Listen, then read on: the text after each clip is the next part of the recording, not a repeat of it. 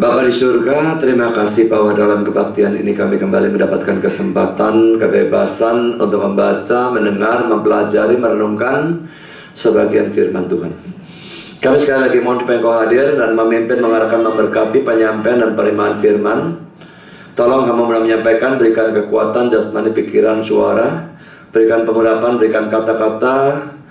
Kami titipkan seluruh persiapan khotbah dalam tangan Tuhan. Engkau ditambah, kurangi, ubahkan sehingga semua yang dia sampaikan adalah kebenaran yang betul-betul datang dari Engkau sendiri. Dan semua bisa disampaikan dengan baik, dengan benar, dan dengan sejelas-jelasnya. Dan biarlah semua Engkau bungkus dan lengkapi dengan kuasa dan pekerjaan Roh-Mu, karena kami sadar tanpa itu semua akan sia-sia. Tuhan, tolong kami semua dalam mendengar, berikan kami hati yang terbuka. Kalau ada yang lelah atau mengantuk, berikan kesegaran secara khusus.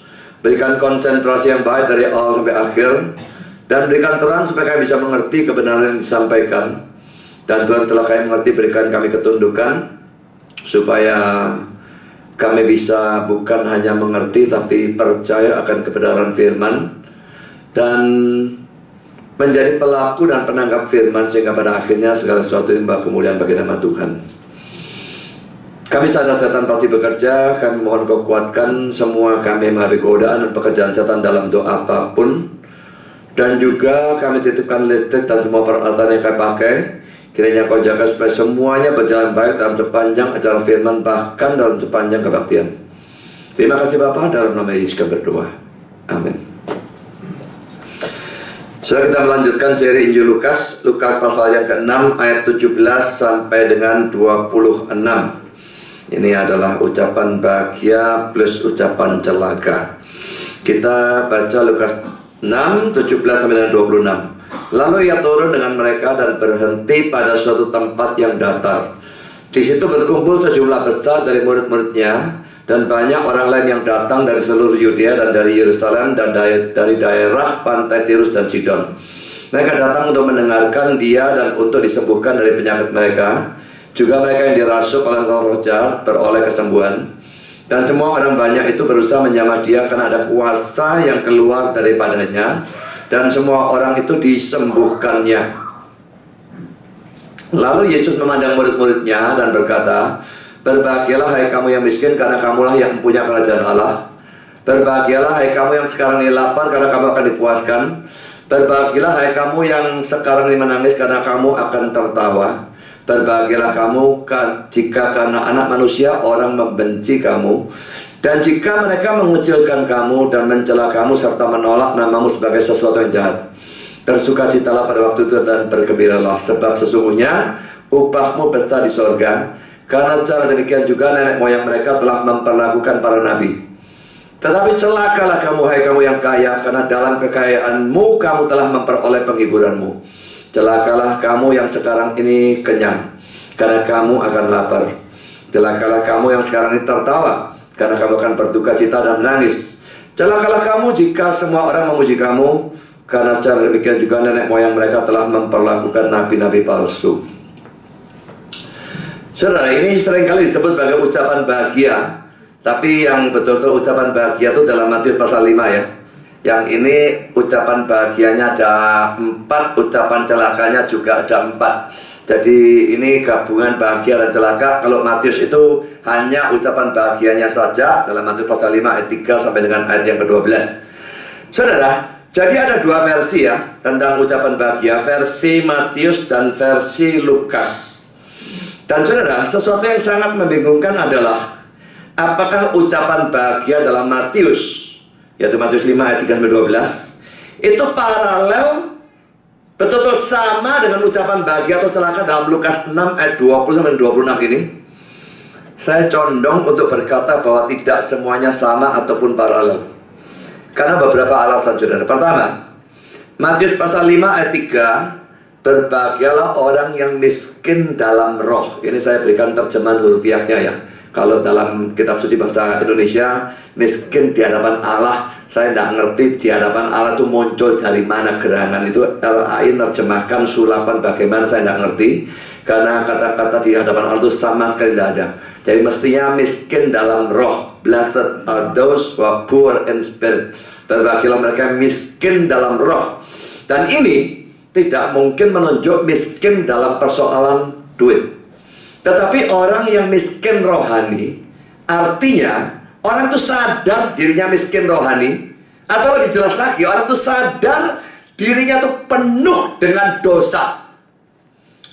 Saudara, saya termasuk orang seperti itu apa enggak? Kalau saudara merasa diri saudara saleh, saudara adalah orang yang kaya dalam roh. Dan kata-kata berbahagialah atau diberkatilah orang yang miskin dalam roh bisa dibalik, celakalah orang yang kaya dalam roh. Jadi orang yang merasa dirinya saleh, merasa dirinya baik, itu sama sekali tidak berbahagia, saudara, sama sekali tidak diberkati. Tapi kalau saudara merasa diri saudara sangat berdosa, maka itu baru bagus. Dan kata miskin itu dalam bahasa aslinya, saudara, ada sedikitnya 3 kata yang artinya miskin atau poor. Dan dalam bahasa Inggris tidak ada pembedaan, dalam bahasa Indonesia tidak ada pembedaan, tapi dalam bahasa Yunani ada pembedaan. Penes dan penichros itu miskin tapi dalam arti masih punya sesuatu. Taman beca itu miskin ya. Tapi dia bisa kerja, dia masih bisa beli makanannya sendiri, nafkah sendiri, beli makan. Mungkin makan 2 kali sehari, mungkin cuma nasi dengan tahu tempe, sederhana. Dia tidak punya uang lebih. Kalau suruh jalan-jalan ke Singapura, nggak bisa, saudara. Mungkin jalan-jalan terdekat saja nggak bisa. Ya, tapi pokoknya dia punya duit. Ini miskin, tapi masih punya sesuatu. Itu miskin dalam arti Yunani penes atau penichros. Tapi ada kata Yunani yang lain, ptochos. Ptochos itu miskin dalam arti nggak punya apa-apa belas. Kalau saudara pernah tahu ceritanya Lazarus dan orang kaya, Lazarus diterjemahkan pengemis. Ya, sebetulnya bukan pengemis, saudara. Kata yang digunakan adalah ptochos. Dan ini gambaran ptochos, Lazarus itu. Tidak punya rumah, dia ada di emperan rumah orang kaya itu. Dia tidak punya makanan, tidak punya uang untuk beli makan, nunggu rempah-rempah, rempelan-rempelan jatuh dari meja orang kaya. Lalu dia penuh borok, dia tidak punya obat atau perban, anjing-anjing datang menjilati. Jadi saudara, ini orang yang belas, tidak ada apapun, duit sedikit pun.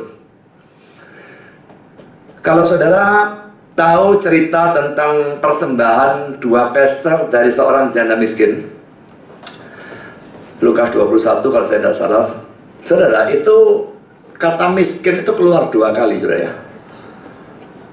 Yang 1 kali keluar kata miskin dengan menggunakan penichros. Dan 1 kali lagi setelah dia memberikan uang 2 peser itu digunakan kata miskin dalam kata Yunani ptochos. Mengapa dibedakan menunjuk pada satu orang yang sama, janda miskin? Karena tadi sudah dia masih punya uang 2 peser, maka digunakan penichros. Miskin tapi punya sedikit. Setelah 2 peser dikasihkan, 0, nggak punya apa-apa belas, digunakan kata Yunani ptochos. Nah saudara, pada waktu Matius mengatakan berbagai orang miskin dalam roh, kata miskin yang dipakai adalah ptochos. Miskin dalam arti tidak punya apa-apa belas. Jadi kalau saudara merasa diri berdosa, tapi ada tapinya, ya, dosa-dosa, tapi ya lumayan lah. Tidak nemen-nemen, tidak seperti orang-orang yang keluar masuk penjara, pembunuh, pemerkosa dan sebagainya. Saya pergi gereja, saya ngasih persembahan, saya berdoa, saya baca firman dan sebagainya. Merasa berdosa, tapi masih merasa punya kebaikan-kebaikan tertentu. Maka saudara masih termasuk penes atau penichros, dan itu bukan yang termasuk berbahagia menurut Matius. Hanya kalau saudara merasa hitam legam, bukan putih, bukan abu-abu muda, abu-abu tua, bintik-bintik, belendong-belendong besar, tidak, hitam legam, baru saudara termasuk ptochos. Dan saudara tidak gampang saudara jadi ptochos ya, sangat tidak gampang jadi ptochos. Ngerti firman makin banyak, dan saudara introspeksi diri dengan firman itu, makin saudara melihat banyaknya dosa saudara, makin saudara menjadi ptochos. Baru bisa betul-betul itu yang disebut diberkatilah atau berbahagialah oleh Matius pasal 5 ayat 3. Jadi saudara, ini menunjukkan pada orang yang sadar sesadar-sadarnya dirinya penuh dengan dosa, hitam legam, hanya bisa berbuat dosa, dan dosa. Tapi saudara, dalam Lukas 6 ayat 20 ini yang telah dikontraskan dengan Lukas 6 ayat 24, rasanya bukan berbicara miskin rohani, atau kaya rohani, tapi berbicara tentang miskin atau kaya dalam persoalan uang. Mari kita lihat ya, Lukas pasal 6 ini ayat 20 dan 24. Lalu Yesus memandang murid-muridnya dan berkata, berbahagialah atau diberkatilah, hai kamu yang miskin, karena kamulah yang punya kerajaan Allah. Ayat 24 ini kontrasnya. Tapi celakalah kamu, hai kamu yang kaya, karena dalam kekayaanmu kamu telah memperoleh penghiburanmu. Kata-kata bagian akhir itu sudah tidak memungkinkan untuk kaya secara rohani. Ini pasti kaya jasmani. Jadi orang yang betul-betul kaya dalam hal duit, kan dalam kekayaanmu kamu telah memperoleh penghiburanmu. Orang kaya dalam urusan duit, cari penghiburan gampang saudara. Mau apa saja, jalan-jalan ke Hawaii, mau bagaimana, bisa saja. Nah ini pasti urusan duit. Kalau kayanya urusan duit, miskinnya pasti juga urusan duit. Jadi saudara, beda antara Matius dengan Lukas. Matius bicara miskin dalam urusan rohani, sadar dia berdosa. Tapi Lukas bicara secara jasmani kelihatannya, miskin dan kaya secara jasmani atau secara sekuler. Hal yang kedua saudara, yang membuat saya beranggapan bahwa Matius dan Lukas ini tidak paralel. Matius 5 ayat 6 berbicara tentang orang yang lapar dan haus akan kebenaran. Dan jelas lapar dan haus akan kebenaran itu bukan bicara tentang lapar dan haus secara jasmani, tapi secara rohani.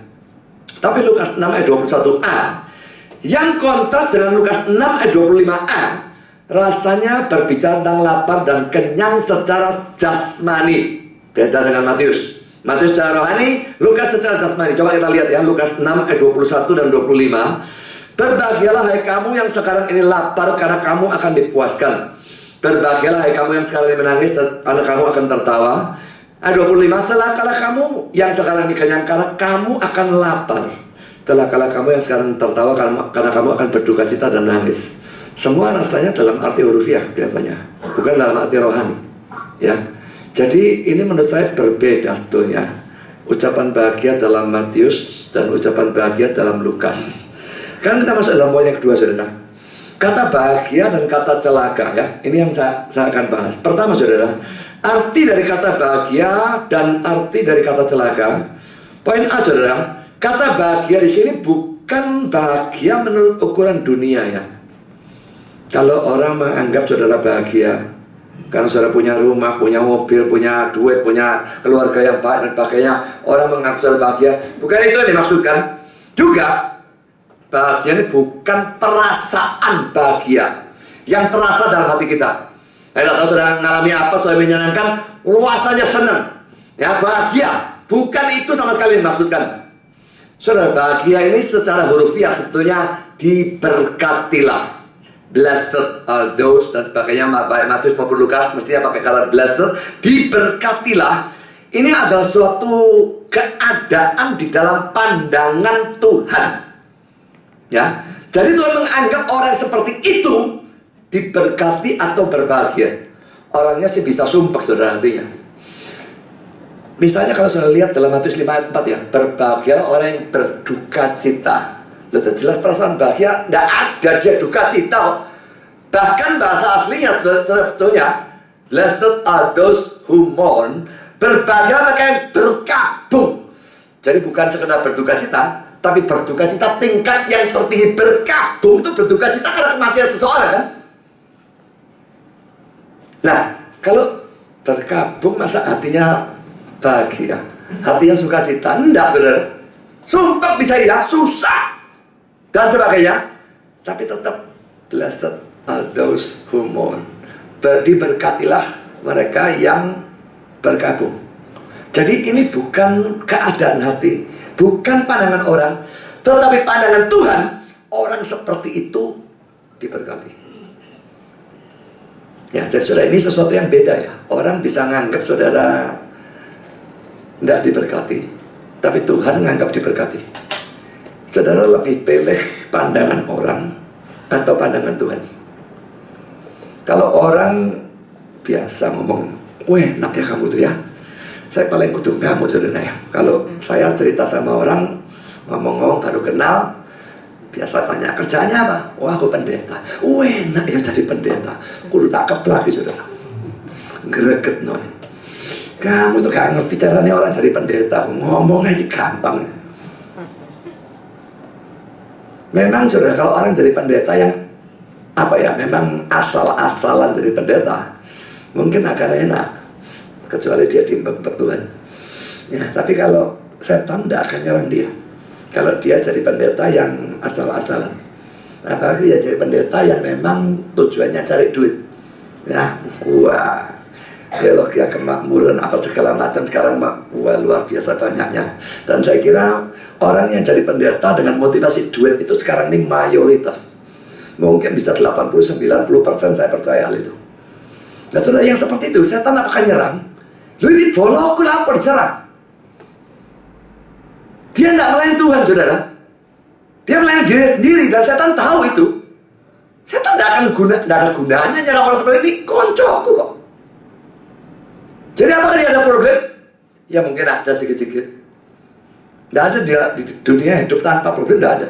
Tapi betul-betul setan nyerang dia habis-habisan, tidak. Tapi kalau saudara sungguh-sungguh melayani Tuhan dengan motivasi yang benar, dengan pelayanan yang benar, betul-betul nginjil, betul-betul ngajar firman dan sebagainya, wah, setan paling benci orang model seperti ini. Dan ini yang menghadapi serangan luar biasa habis-habisan.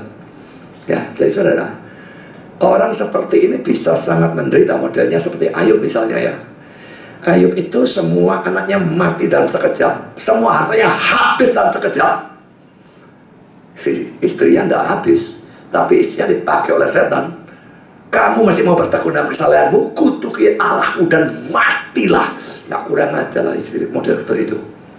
Nah saudara, bagaimana Ayub ini menurut orang? Orang bisa anggap berbahagia Ayub. Dulu begitu, tapi sekarang tidak mungkin. Orang akan berkata, waduh cilaka jadi orang kayak begitu. Tapi saudara, apakah orang seperti Ayub cilaka di hadapan Tuhan? Berkati. Ya kan dia diberkati. Lazarus adalah orang kaya. Yang mana diberkati, yang mana yang cilaka? Kalau sudah pandang manusia, oh ya orang kayanya lo konglomerat itu. Wah bahagia deh konglomerat kan. Kalau zaman sekarang, wah rumahnya pasti banyak, mobilnya banyak, wah duitnya banyak, semua simpan, wah pokoknya banyak semua. Lazarusnya bambong di pinggir, di bawah jembatan. Orang anggap dia berbahagia, enggak. Tapi saudara, pandangan Tuhan, yang mana dari dua orang itu yang berbahagia dan mana yang celaka? Saudara, pandangan Tuhan dan pandangan manusia sering terbalik. Dan saudara, jangan cari bahagia di hadapan orang, diberkati di hadapan orang. Tidak ada gunanya kalau di hadapan Tuhan saudara celaka atau terkutuk, matilah saudara. Yang penting berbahagia dalam pandangan Tuhan, diberkati dalam pandangan Tuhan. Itu yang penting. Saudara, saudara, celaka juga merupakan kecaman atau penghakiman dari Allah bagi orang itu. Tidak peduli orang itu dianggap bahagia oleh dunia, dianggap wow enak jadi dia, aku kepingin jadi dia. Tapi dalam Tuhan celakalah.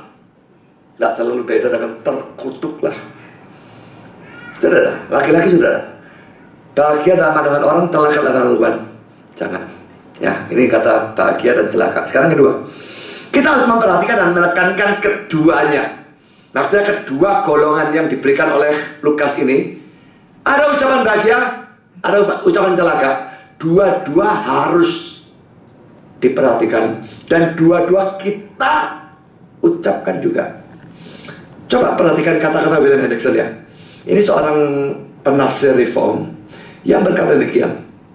Ayat 20 sampai dengan 23. Berbahagialah atau diberkatilah. Ayat 24 sampai dengan 26. Celakalah. Beberapa pengkhotbah selalu berkata berbahagialah atau diberkatilah. Ini yang teologi kemakmuran barangkali ya. Diberkati, terus ngomong berkat, agak mari-mari kadang-kadang belendak saya. Ya, diberkatilah, berbahagia dan sebagainya. Itu salah. Tapi ada ekstrem satunya yang dikatakan, yang lain mempunyai kekhususan dalam mengguntur celakalah. Terus celaka. Saya dengar sebel juga sudah ya. Saya kira jemaat membutuhkan dua-dua. Nah, lalu William Hendriksen berkata, Yesus menghindari kedua ekstrem. Kita juga harus demikian. Saudara, pendeta yang tidak pernah negur dosa, ini gak beres saudara.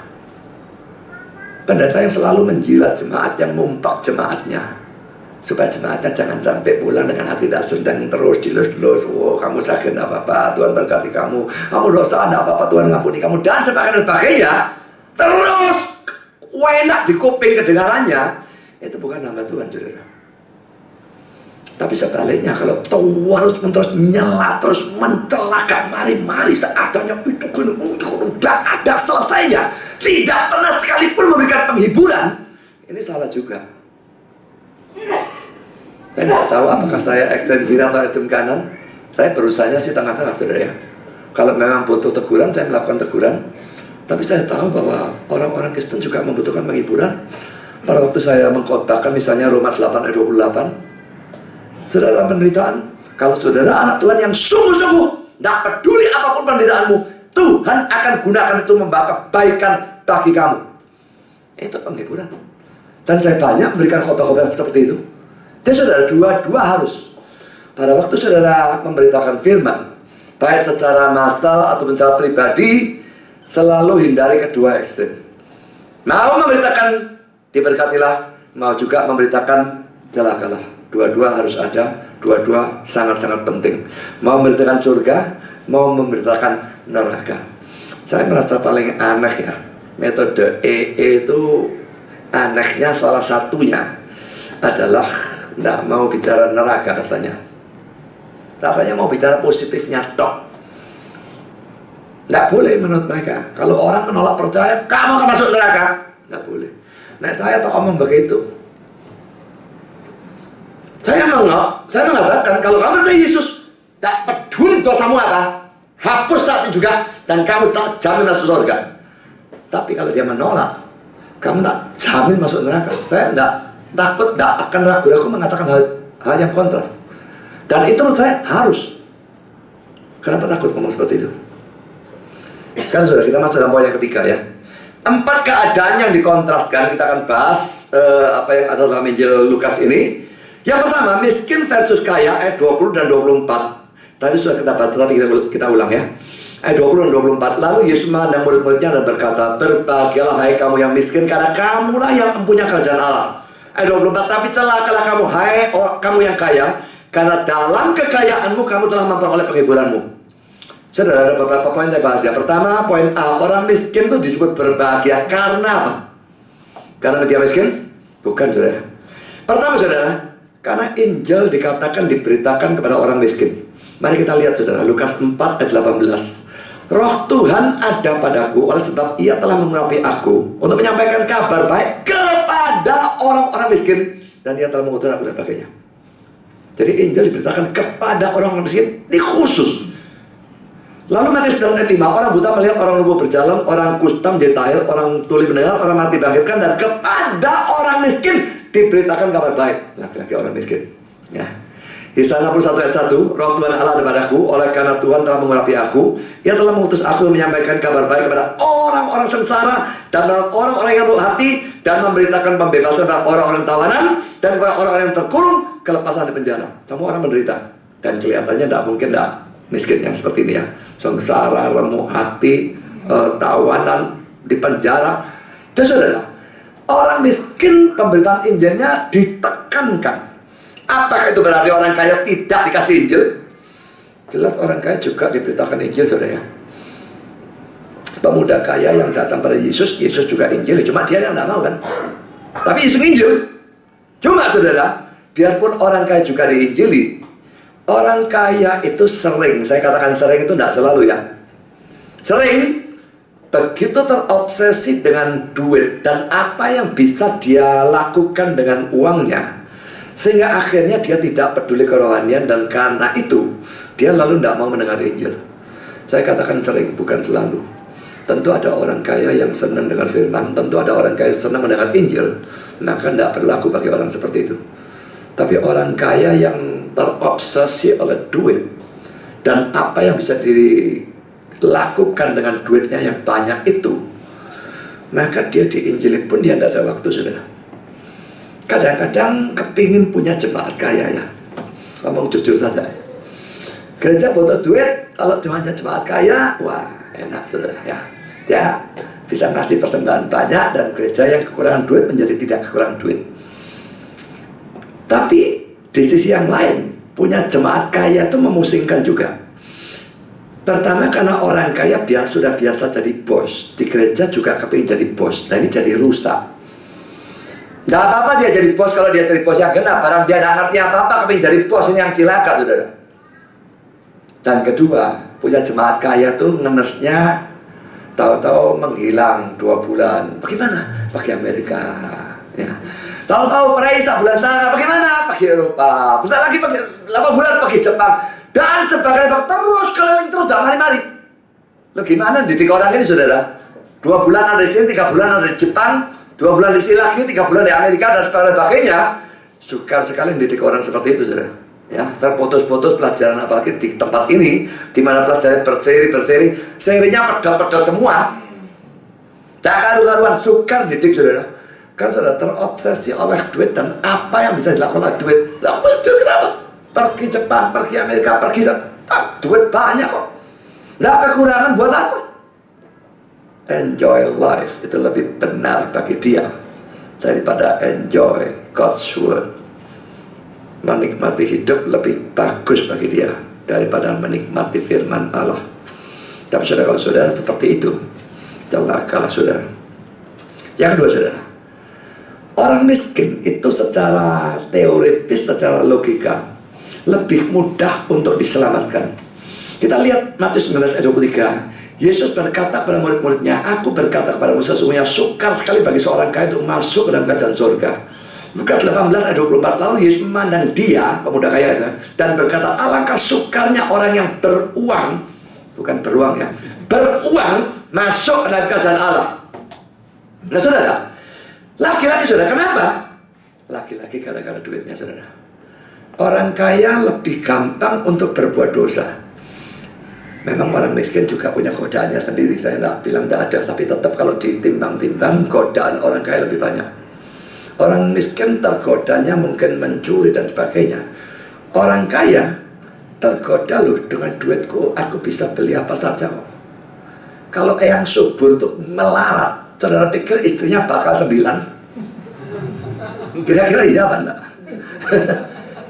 Ngerasa 9, sito aja setengah mati bayar kok. Saya minta ini minta itu, gak mari-mari, sito melarat bisa. Lah 9, kartu kreditnya merah semua, ada karu-karuan. Jadi saudara, orang kaya karena punya duit bisa memuaskan nafsunya semau dia karena duitnya ada. Orang miskin mau pun tidak bisa, kepingin pun tidak bisa. Memang kepinginnya sudah dosa, tapi kalau dilaksanakan lebih dosa lagi kan. Jadi sudah jelas bahwa pencobaan bagi orang kaya itu jauh lebih banyak. Jadi kalau saudara miskin dan saudara iri hati sama orang kaya, pikirkan yang seperti begini saja. Jangan melarat, pencobaannya agak banyak-banyak, teman. Kalau ada mesti tetap ada, tidak bisa, tidak ada pencobaan. Jadi surga baru tidak ada. Tetap ada. Tapi tetap bagi orang kaya lebih banyak pencobaannya. Saya senang tinju ya. Dulu latihan tinju. Dulu malah hafal juara-juara dunia tinju, hafal semua, sudah kelas segala macam kelas dulu. Dan saya sering mengikuti sejarahnya petinju-petinju ya. Pada waktu melarat, wah bagus saudara. Setia sama istri dan sebagainya. Barang jadi juara dunia, wes istrinya ganti langsung. Atau dia ambil istri lagi, atau dia selingkuh, atau apa. Pokoknya pada waktu sudah nanjak, wah sudah, duit bisa beli kok. Akhirnya tadi setia, sekarang jadi tidak setia. Gara-gara punya duit, sekarang memungkinkan apa yang tadi tidak mungkin dia lakukan. Tapi sudah menjadi kaya, godaan lebih besar, dan dia tidak bisa menahan godaan, dan dia amblas. Jadi saudara, yang kaya tidak berarti kekayaannya mesti dibuang. Wesnya gitu jadi melarat aja supaya tidak digodai. Ya nek mau buang-buangan ke sini lah. Ya. Tapi saya tidak menganjurkan dibuang. Tapi yang penting saudara sadar bahwa dengan kaya saudara digodai lebih kuat dan lebih harus berhati-hati dalam kehidupan. Kalau tidak, kekayaan itu bukan jadi berkat, tapi jadi kutuk bagi saudara. Yang miskin tidak usah iri hati kepada orang kaya. Juga kalau saudara misalnya memungkinkan untuk jadi kaya, tidak ada salahnya untuk dilakukan. Tapi tetap hati-hati supaya jangan dengan jadi kaya lalu justru terjerat oleh jerat-jerat yang tadinya tidak ada, akhirnya tambah tidak karu-karuan. Kan saudara, poin yang ketiga, orang miskin lebih mudah untuk bersandar kepada Allah karena mereka tidak punya apa-apa yang bisa disandari. Orang kaya sandar duitnya, itu kebanyakan saudara. Kalau sekarang saya tanya, apakah saudara khawatir besok ada makanan atau enggak? Orang miskinnya mungkin akan khawatir, waduh ya, duitku sekarang tinggal 2.000 rupiah, besok makan atau enggak, aku ya khawatir memangnya, gak tahu dapat apa enggak duit. Orang kayanya enggak khawatir dia, tapi enggak khawatir, dan khawatir belum tentu yang enggak khawatir lebih bagus saudara. Tergantung dia enggak khawatir karena beriman kepada Tuhan, atau dia enggak khawatir karena bersandar pada duitnya. Lah orang yang khawatir ini, oh dia bersandar, Tuhan aku udah punya duit, tolong kasih aku. Dia bersandar pada Tuhan. Yang kaya, ya enggak doa, aku punya duit kok gendeng apa aku berdoa. Saudara, gampangkah bagi saudara berdoa seperti dalam doa Bapa kami? Give us this day our daily bread. Dalam bahasa Inggrisnya, berikan kepada kami pada hari ini roti harian kami. Bisa berdoa seperti itu? Kalau saudara kaya, berdoa seperti itu mengaminkan tidak gampang saudara. Ngapain berdoa seperti itu? Aku duitku banyak kok, roti daily bread. Sak toko roti, sak pabrik roti tak beli bisa. Bagi orang miskin tidak suka berdoa kata-kata itu, karena memang dia tidak punya duit. Bagi orang kaya suka berdoa kata-kata dan mengaminkan dengan hati yang betul-betul tulus. Tapi saudara ingat ya, Calvin pernah mengatakan, kalau saudara punya makan sebanyak apapun, saudara tidak bisa makan kalau tidak Tuhan mengizinkan saudara makan. Semua dikendalikan, dikuasai, dikontrol sepenuhnya oleh Tuhan. Saya menggerakkan satu jari pun tidak bisa kecuali Tuhan mengizinkan itu. Ada orang kaya mati kelaparan. Yang pesawat apa dulu yang jatuh di Gunung Tinombala itu ya. Saya baca koran dan dikatakan pada waktu ditemukan mereka mati, dan bukan mati karena jatuh. Waktu jatuh belum mati, tapi mereka tidak punya makanan di sana. Dingin, kelaparan, sampai mati. Dan orang-orang tentu ditemukan mati dengan keadaan perutnya diikat oleh dia. Untuk apa? Untuk menahan lapar. Kaya, tapi tidak bisa makan. Kalau Tuhan mau tidak bisa makan, tidak bisa makan saudara. Jadi saudara, bisa makan atau tidak itu sebetulnya tergantung Tuhan. Karena itu biarpun saudara kaya, itu sebetulnya bukan penghalang untuk berdoa. Give us this day our daily bread.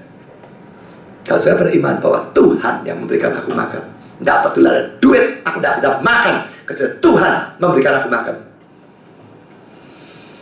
Jadi saudara, kekayaan biasanya memang membuat orang kaya merasa tidak butuh apapun, tidak bersandar kepada Tuhan, bersandar kepada duitnya. Bandingkan cerita tentang atau perumpamaan tentang orang kaya yang bodoh tuh ya, lalu lumbungnya dirombak, ganti lebih besar, tumpuk barang. Dia bilang, hai jiwaku pada murah banyak barang, bersenang-senang dan sebagainya. Dia bersama Tuhan, tidak ada belas. Hanya aku, semua aku. Tapi Tuhan bilang, hai orang bodoh, malam ini juga jiwamu akan diambil. Kita hidup mati tidak tergantung duit. Mau mati yang mati sudah, tidak betul juga sudah berapa. Dan kaya atau miskin kita harus bersandar kepada Tuhan, karena semua bisa lenyap dalam sekejap mata. Ayub itu contoh yang menyolok saudara. Kaya bukan main, hampir dalam sekejap mata, dikembalikan juga dalam sekejap mata juga, dan sebagainya. Semua tergantung Tuhan. Dan karena itu yang kaya jangan bersandar pada kekayaan, yang miskin tetap bisa bersandar kepada Tuhan dan berharap, tidak perlu khawatir dan sebagainya. Kan sudah poin B. Bukan keadaan miskin itu sendiri yang dianggap sebagai berkat atau kebahagiaannya, tetapi apa yang diakibatkan oleh keadaan miskin itu. Leon Morris berkata demikian, ia tidak memberkati kemiskinan itu sendiri. Itu bisa sama mudahnya untuk menjadi suatu kutuk maupun suatu berkat. Kalau saudara pernah baca doa dalam Amsal pasal 30, saya salah itu ya. Tuhan, jangan berikan aku kekayaan atau kemiskinan. Cukup baik, jangan kalau aku miskin lalu aku mencuri dan memperamalkan Engkau. Kalau aku kaya, siapa Tuhan itu aku tidak kenal. Lalu jadi sombong. Saudara, jadi kemiskinan itu sendiri itu bukan berkat. Itu sama mudahnya katanya dia menjadi suatu kutuk mau menjadi suatu berkat. Miskin lalu nyolong, miskin lalu khawatir dan takut terus, ini tidak jadi berkat juga, saudara. Tapi miskin lalu saudara datang kepada Tuhan dan bersandar kepada Tuhan, nah ini miskinnya menjadi berkat. Ya, jadi jangan anggap wah enak aku melarat rek, sing soge-soge gak kena kabeh aku soal sing kena. Nah saudara, miskinnya saudara tanggapi dengan cara yang salah, saudara tidak jadi berkat, saudara melarat dikutuk sekali, tambah double, saudara. Sekarang poin saya, saudara, bukan semua orang miskin dianggap berbahagia. Jadi saudara, kalau saudara tanggapi kemiskinan dengan cara salah, tentu saja saudara tidak termasuk berbahagia atau diberkati. Miskin tidak ada masalah dengan hal itu, selama miskinnya bukan karena dosa saudara ya. Kalau saudara miskin karena malas, karena tidak mau kerja, nah itu lain ceritanya. Tapi kalau miskin karena keadaan yang tahu-tahu datang tanpa terduga seperti Ayub dan sebagainya, asal saudara menghadapi dengan benar seperti Ayub misalnya ya, waktu hartanya habis dalam sekejap mata. Saudara coba bayangkan kalau saudara hartanya habis, saudara punya uang berapa? Mungkin ada punya 10 juta, ada punya 100 juta, ada punya 100 miliar, saya tidak tahu berapa. Berapapun uang saudara habis belas dalam sekejap mata.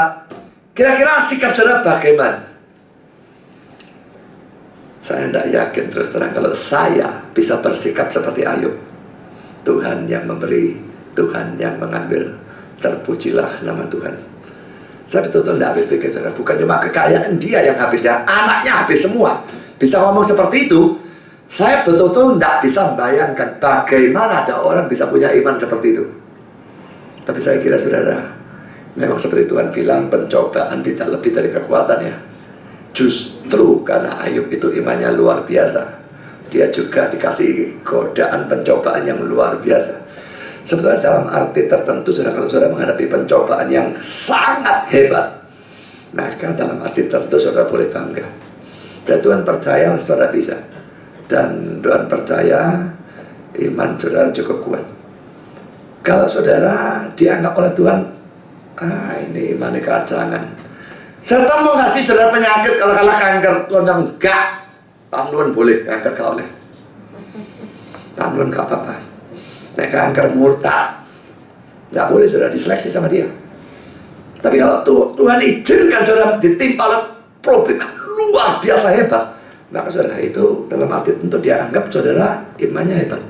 Ya, karena poin itu saudara, jelas bahwa Tuhan bukannya benci pada semua orang kaya ya. Dan jelas bahwa tidak semua orang kaya celaka.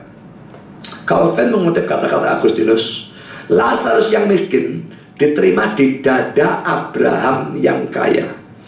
Terjemahan Indonesia bilang pangkuan Abraham untuk ngawur saudara ya. Lazarusnya segede pangku dari Abraham, kering-keringan di sana. Saya tidak ngerti kenapa pangkuannya bolak-balik muncul saudara ya, yang 118 juga ya, anak yang ada di pangkuan bapak ngawur saja. Terjemahan pangkuan itu sebenarnya basemnya, dada. Jadi banyak gambarannya dalam pelukan, bukan di pangku ya. Jadi dia berkata Lazarus yang miskin diterima di dada Abraham yang kaya. Jadi sorga, kalau di neraka ada si orang kaya, wow, orang kaya masuk neraka. Tidak harus saudara. Karena di sana bukan hanya ada Lazarus yang miskin, tapi ada Abraham yang kaya. Lazarus masuk surga bukan karena dia miskin, orang kaya masuk neraka bukan karena dia kaya. Nyatanya Abrahamnya kaya tapi masuk surga. Jadi yang beriman yang masuk surga, bukan urusan kaya miskin. Selama uang tidak menjadi Allah lain dan membuat saya terobsesi, saya kaya tapi tetap bisa mendengar Injil firman, mencintainya, percaya Yesus dengan sungguh-sungguh, maka saya yakin kekayaan itu tidak ada masalah bagi saudara. Saya diberkati biarpun kaya. Jadi saudara, orang kaya yang dimaksud di sini adalah orang kaya yang sesuai dengan ayat 24b. Dalam kekayaanmu kamu telah memperoleh penghiburanmu. Jadi jelas kekayaannya digunakan untuk hiburan. Dia percaya atau trust pada kekayaannya. Dia mencari kepuasan, mencari penghiburan melalui kekayaan dan bukan melalui Tuhan. Tidak bisa tidak, saudara. Kalau dia cari penghiburan melalui kekayaan, dari kekayaan, itu akan menyebabkan dia tidak mencari penghiburan dari Tuhan ataupun dari firman Tuhan. Kedua, itu tidak bisa tidak akan menyebabkan dia cinta uang dan dikuasai oleh milik duniawinya, sehingga dia melupakan hidup yang akan datang. Saudara, apa yang menjadi sandaran sebagai penghiburan saudara? Dalam penderitaan, sandarannya apa? Penghiburannya apa? Duit. Apa yang bisa digunakan, dicari oleh duit, dipakai untuk apa? Hiburan itu, piknik dan sebagainya. Atau Tuhan dan firman-Nya. Yang disandari ini atau yang itu? Yang mana? Sekarang poin ini, saudara. Orang kaya seperti itu disebut celaka karena mereka telah memperoleh penghiburan. William Barclay berkata bahwa kata-kata kamu telah memperoleh itu dalam bahasa Yunaninya hanya satu kata, saudara, APGT, yang berarti kamu telah menerima pembayaran penuh. Terjemahan kita, kamu telah memperoleh. Tapi katanya Barclay, arti hurufiahnya, kamu telah menerima pembayaran penuh. Dia cari hiburan, sudah terima pembayaran penuh. Begitulah ya. Ini kata-kata dari Barclay ya. Apa yang Yesus katakan adalah ini: jika kamu mengarahkan hatimu dan semua kekuatanmu untuk mendapatkan hal-hal yang dihargai oleh dunia, kamu akan mendapatkannya. Tetapi itu adalah semua yang akan kamu dapatkan. Saudara, arahkan hati saudara, kekuatan saudara, cari hal duniawi, saya akan dapat. Tapi itu adalah semua yang akan kamu dapatkan. Setelah itu tidak ada lagi. Mati, tidak ada hal-hal surgawi. Berarti saudara harus pergi ke neraka. Saudara, bandingkan ini dengan Lukas 16 ayat 25. Pada waktu Abraham bicara dengan orang kaya itu, saudara ya, dia berkata, ayatnya berkata demikian. Tetapi Abraham berkata, anak, ingatlah bahwa engkau telah menerima segala yang baik sewaktu hidupmu, sedangkan Lazarus segala yang buruk. Sekarang ia mendapat hiburan dan engkau sangat menderita. Engkau telah menerima segala yang baik sewaktu hidupmu, full semua, dinikmati semua dalam dunia. Sudah dapat pembayaran penuh. Tidak ada lagi yang dia dapatkan setelah kematian. Kalau tidak ada lagi yang dia dapatkan setelah kematian, dia tidak mungkin masuk surga. Dia tidak punya harta surgawi apapun. Dia harus pergi ke neraka. Saudara, jangan arahkan mata sepenuhnya pada duit. Harus diakui manusia butuh uang. Bahkan pendeta butuh duit. Semua butuh duit. Tidak ada orang tidak butuh duit. Tapi saudara, kalau terobsesi oleh duit dan cinta duit, itu ceritanya jadi lain sama sekali. Sekarang sudah poin yang kedua. Kontras yang kedua, kalau tadi miskin versus kaya, sekarang lapar versus kenyang. Kita baca ayat 21 dan ayat 25 ya. Berbahagialah hai kamu yang sekarang ini lapar, karena kamu akan dipuaskan. Berbahagialah hai kamu yang sekarang ini menangis, karena kamu akan tertawa. Ayat 25, celakalah kamu yang sekarang ini kenyang, karena kamu akan lapar. Celakalah kamu yang sekarang ini tertawa, karena kamu akan berduka cita dan menangis. Pertama poin A, kenyang berarti puas dengan kekayaan, tidak membutuhkan apapun selain hal-hal duniawi. Bandingkan dengan ayat ini dalam kitab Wahyu ya. Wahyu 3 ayat 17, ini jemaat yang ketujuh atau gereja yang ketujuh, dan 7 gereja yang diberi surat oleh Yesus ya.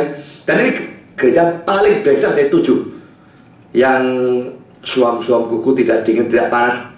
Alangkah baiknya kalau kau dingin atau panas, karena kau suam-suam tak muntahkan dari mulutku. Itu kata-kata dari jemaat ini. Dalam ayat 17 saudara, karena engkau berkata, aku kaya. Ini kaya jasmani ya. Dan aku telah memperkayakan diriku, dan aku tidak kekurangan apa-apa. Semua dalam arti jasmani. Dan karena engkau tidak tahu bahwa engkau, nah sekarang dalam arti rohani, engkau melarat dan malang, miskin, buta dan telanjang. Tidak memungkinkan saudara yang di atas arti jasmani, yang di bawah juga jasmani akan tabrak saudara. Yang di atas itu pasti arti jasmani. Kaya dalam arti duit memang banyak mereka. Orang-orang Laodikia kaya-kaya. Tapi saudara, dalam hati rohani mereka dikatakan oleh Yesus melarat, malang, miskin, buta, telanjang. Tak bisa lebih parah, semua digabungkan jadi satu.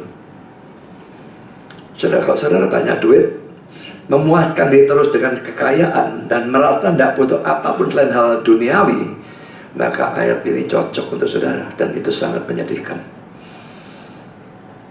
Bolehlah sedikit-sedikit menyenangkan diri dengan hal duniawi, tidak mungkin tidak, saudara. Kita tetap hidup dalam dunia. Selama hal-hal menyenangkan itu bukan dosa, makan dan sebagainya. Tapi kalau tiap hari pesta gila-gilaan, nah ini tidak pada tempatnya, saudara. Ya. Saya sekarang beda dengan saya dulu. Waktu saya masih umur 45 gitu ya, pagi itu saya tidak pernah makan. Memang kebiasaan dari kecil. Jadi pagi saya cuma minum kopi karena saya sudah tidur, biasanya ngantuk bangun ya minum kopi. Nah, siang saya makan biasa normal, 1 piring. Tapi malam, saudara, saya bisa makan sampai 5 piring. Itu waktu umur 40-45an, saudara. Karena itu sudah tidak peduli fitnessnya gila-gilaan. Kolesterolnya 270-an cuma dengan tanda 200. Trigliseridnya dengan tanda 200, trigliserid saya hampir 400. Nasi itu nimbul dari trigliseridnya. Jadi, waduh, gila-gilaan, pernah kena fatty liver dan sebagainya. Untung tidak sampai stroke terus, sudah. Ya, padahal fitnessnya gila-gilaan, tapi makannya jauh lebih gila. Dan tidak batas kayak, oh makan bukan dengan. Sekarang sudah tidak. Itu dulu 40, sekarang sudah mendekati 60. Kalau saya seperti itu, wah, saya memang gak mau seperti Andi juga, saudara. Andi tidak tahu mengikuti teorinya Deddy Corbuzier. Makan puasa-puasa terus saya gak bela juga ada seperti itu, saudara ya. Tapi saudara, saya kalau sekarang ini pokoknya makan yang kasarnya itu bisa dikatakan ugal-ugalan. Itu pun ugal-ugalannya itu makan yang ya kalori agak tinggi. Tapi saya tidak makan di pol-pol atau enggak. Sudah tidak pernah kalau itu, saudara. Di pol-pol tidak pernah. Barusan ini pergi Kupang. Sony yang doakan saya itu, saudara, dia itu kan kaya ya, tak tahu dia pegawai negeri ya betulnya. Tapi dia memang punya jiwa bisnis, utak bisnis, keliling-keliling pergi Jakarta beli barang jual di Kupang. Kupang itu semua harga tinggi. Dia traktir-traktir, waduh, royalnya jauh. Traktir. Waktu suatu kali diajak pergi satu tempat yang namanya Baungnya, itu tinggi, itu terkenal dengan CI-nya. Tapi CI-nya saya tidak terlalu senang. Dia beli CI lalu beli Osus, saya tidak senang dua-dua. Tapi yang saya senangnya, dia beli iga babi itu separuh babi, saudara. Tapi gendeng iga segini, besar ini, saudara, gede kayak gini. Iga babi. Ini ya apa makannya? Saya nyoba ususnya, saya tidak terlalu senang. CI-nya keras, lebih baik CI-nya bambu kuning, tidak ado-ado. Ini bau tambah waduh, gak enak. Tapi yang iga babinya, waduh, enaknya. Saya kepingin sekali. Iga babinya amblas persis, ya besar ini, saudara. Itu ya kita waktu itu orang berapa ya, 5, 6 atau berapa, saya tidak ingat berapa. Tapi cukup banyak. Amblas kalau iganya, saudara. Tapi CI-nya dan itunya terpaksa pulang, dia banyak makan saja ya, makan kayak begitu saya lakukan. Tapi ya tetap waktu itu saya tidak makan lalu habis sampai banyak pol, tidak juga. Dan itu saya lakukan cuma jarang-jarang saja ya. Secara normal di rumah hampir tiap hari saya jaga makannya, olahraganya juga dijaga habis-habisan. Jadi ya saya tidak mau ugal-ugalan seperti dulu waktu masih muda. Karena kalau tahu-tahu kena stroke atau apapun, sakit jantung dan sebagainya, bukan cuma menderita tapi juga tidak bisa melakukan pelayanan, dan saya tidak mau itu. Nah, saya saudara, makan boleh, senang-senang boleh selama itu bukan suatu yang dosa. Tapi tetap saudara, kalau saudara memuaskan hati habis-habisan dengan hal seperti itu, Maka ingat seperti ini ya. Kamu kaya, kamu memperkayakan diriku, tidak kurang apa-apa, tapi kamu sebetulnya melarat, malang, miskin, buta, dan telanjang. Celakalah kita. Harus ada keseimbangan antara hal-hal jasmani dan hal-hal rohani. Tidak bisa dijawab. Sudah bisa jaga keseimbangannya, celakalah saudara. Karena poin di saudara. Ayat 25a mengatakan bahwa mereka yang sekarang dikenyang akan lapar. Coba kita baca sekali lagi ya. 25a, celakalah kamu yang sekarang dikenyang karena kamu akan lapar. Saya berikan komentar dari William Hendrickson. Tetapi para pelahap atau orang rakus ini, karena tidak pernah menunjukkan penghargaan apapun untuk nilai-nilai yang lebih tinggi dari kehidupan, kecuali mereka bertobat, akan menghadapi masa depan yang tanpa akhir dengan rasa sakit yang membuat gila, yang tidak akan pernah bisa dikurangi. Rasa haus yang membakar, yang tidak akan pernah bisa dipadamkan. Rasa lapar yang luar biasa, yang tidak akan pernah bisa diredakan. Ini jelas dimaksudkan neraka. Jadi saudara, jangan macam-macam dengan pemuasan nafsu makan ya. Kalau itu terus-terusan gila-gilaan dan karu-karuan, itu membuat saudara masuk neraka juga. Karena orang yang Kristen mestinya tidak seperti itu. Sekarang poin. Orang lapar di sini tentu lawannya orang kenyang di atas ya. Orang-orang ini tidak puas dengan kekayaan dan kenikmatan duniawi. Mereka tidak terlalu cari itu. Mereka mencari kepuasan sejati dalam diri Tuhan sendiri, dan mereka akan dipuaskan. Saudara, dapat duit banyak, apakah itu menyenangkan? Kalau dia mau menyenangkan, menyenangkan. Tapi saya tanya, senang yang sejati, ya atau enggak? Senang yang cuma semu di luar. Dan itu sangat sementara, dan itu sangat berbeda dengan sukacita dan damai di dalam hati. Itu beda seperti bumi dengan langit. Saya cuma cari kesenangan duniawi, saya dapat kesenangan yang cuma di luar, lahiriah, sementara, semu, palsu sebetulnya. Tapi saudara, kalau saudara cari kepuasan sejati dalam Tuhan sendiri, dengan percaya Kristus, makin lama makin menguruskan diri, maka saudara mendapatkan damai yang sungguh-sungguh dari Tuhan, damai yang betul-betul di dalam, yang tidak bisa direbut oleh siapapun. Saudara, Lukas 1 ayat 53, Ia, yaitu Tuhan, melimpahkan segala yang baik pada orang yang lapar, dan menyuruh orang yang kaya pergi dengan tangan hampa.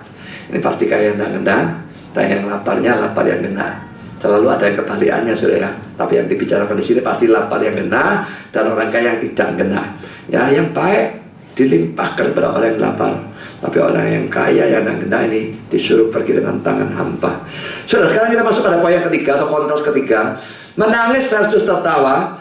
Kita baca lagi ayat 21b dan ayat 25. Berbahagialah hai kamu yang sekarang ini lapar karena kamu dipuaskan, itu sudah ya. Sekarang poin B nya, berbahagialah hai kamu yang sekarang ini menangis karena kamu akan tertawa. Ayat 25, celakalah kamu yang sekarang ini kenyang karena kamu akan lapar, itu sudah. Sekarang yang ini, celakalah kamu yang sekarang ini tertawa karena kamu akan berduka cita dan menangis. Saudara, menangis di sini disebabkan kesedihan karena dosa. Bukan seadanya nangis ya. Kalau nangis karena rumahnya kebakaran atau nangis karena kematian orang, bukan itu. Nangis karena sedih karena dosa. Sebaliknya orang tertawa menuju pada orang yang puas atau senang karena berkat jasmani atau kesenangan daging dalam hidup sekarang ini.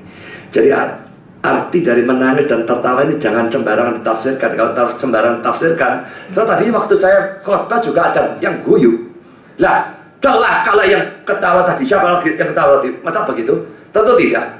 Jadi saudara, menangis ini menangis karena dosa. Ini pasti sesuatu yang sangat-sangat bagus. Kalau saya berbuat dosa, cuek, gak apa-apa, gak orang yang ngono kok. Lah celakalah saudara yang tidak pernah menangis, tidak pernah bersedih hati karena dosa. Sedangkan yang tertawa di sini menunjukkan orang yang puas atau senang karena berkat jasmani atau kesenangan daging dalam hidup yang sekarang ini.